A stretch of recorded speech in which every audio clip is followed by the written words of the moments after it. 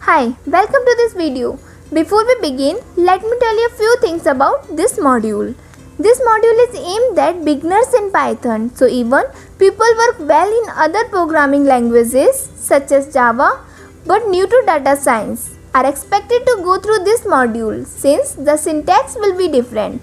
We'll be learning basic Python in this module, which will be sufficient to get you started in data and data science. And as you will progress to the other module, you will pick up some advanced Python skill.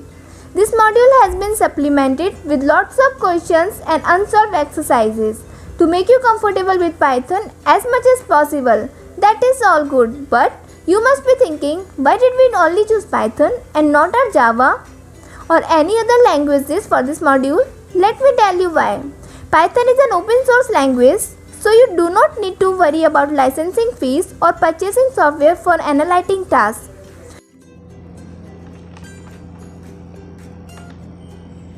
Coding in Python is similar to writing logic in English, and this is the reason for its popularity.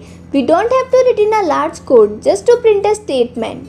For example, a sample code to print hello world in C looks like this. Here we can see that we need to first input some input-output libraries that create a main function and finally print hello world. Java is known as, in order to print hello world in Java, we need to first create a class, define the main function and then proceed with printing the hello world statement. But things are pretty much simple in Python. You can directly print hello world using the print method and that's it. No hassle of creating a class or defining the main function, etc.